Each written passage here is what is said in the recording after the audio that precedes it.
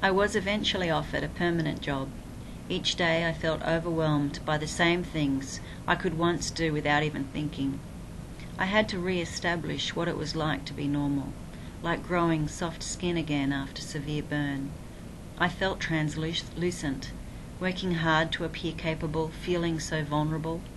There was some distant and nearly impossible goal of perfection to attain. I have to be better than everybody else, I thought, in order to get through this. Not just compensate, but excel, to make up for so much wasted time. All the years of wrong thinking had to be ransomed. Ken has come to visit me in the bedroom. I can't seem to shut the blinds, and a news reporter keeps peeking into the room. When they see him, there is pandemonium as they run to report the story in the news. I cut out a cartoon and stuck it to the wall above my desk in the office. It was a picture of a man in a hat, and the caption read, "The only thing to fear is yourself." A few months later I was walking back from class, and a young man looking like Ken walked past in a hat. Oh no, I thought. No, not again. I was working on a program for Indigenous people at the time, and had organised to meet with a journalist who had agreed to write a story about the program in a major newspaper. I caught a train into the city to meet him for an interview. A few weeks after our meeting, he died suddenly of a heart attack, so I was told. Then the husband of the lady on my team also had a heart attack and was admitted to intensive care.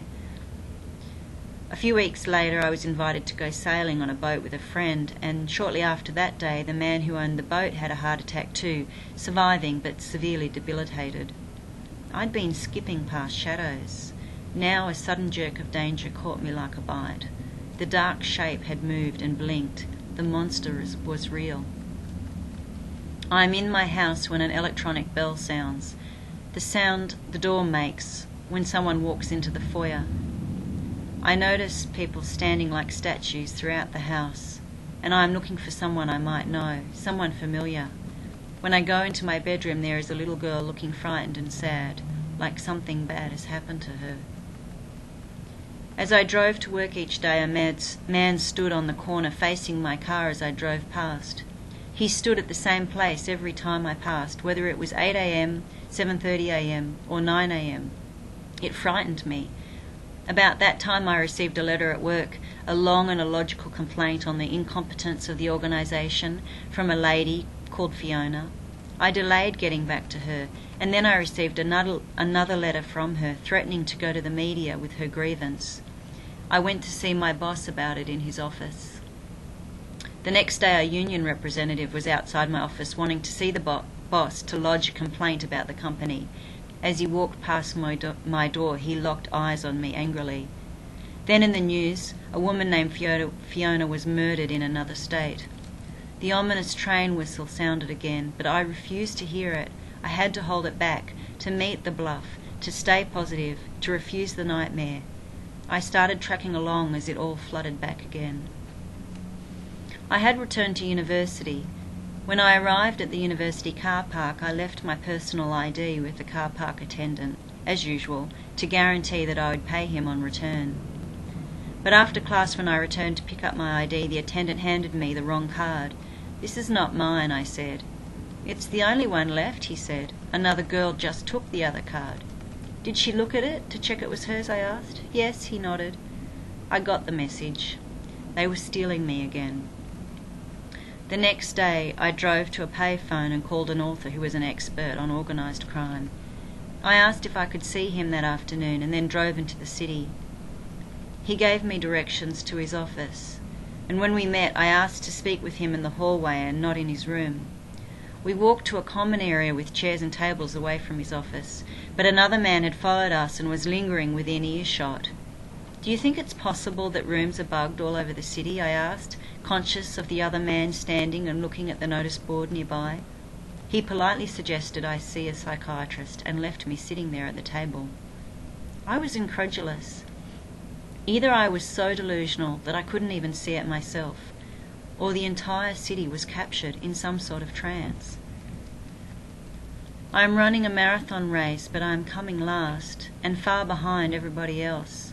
I run through a crowd of old people going the other way on walking frames and sticks. When I finally finish, I sit down in a big room with a fireplace, safe and among family. It was as if I'd been thrust up into a war, like a piece on a chessboard, that I was lost, wondering what had become of the world I was in, trying to figure out teams and who was on what side, the rules, and why they only seemed to apply to me. The goalposts kept moving, couldn't even be verified. A friend at work told me on the weekend, while she was walking her dog, that she was followed by a car driving slowly beside her on the road. She said a man had jumped out the passenger side and approached her, but the dog was barking so much he backed off. Then they sped away in the car.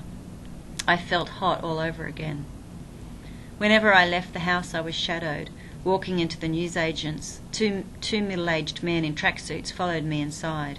They moved hurriedly after me as I walked around the rows of magazines. They lingered while I paid for the newspaper.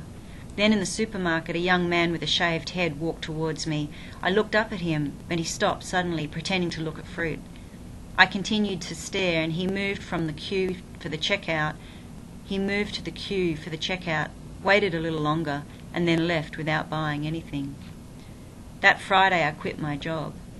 On Monday I wandered out to the letterbox to collect the mail.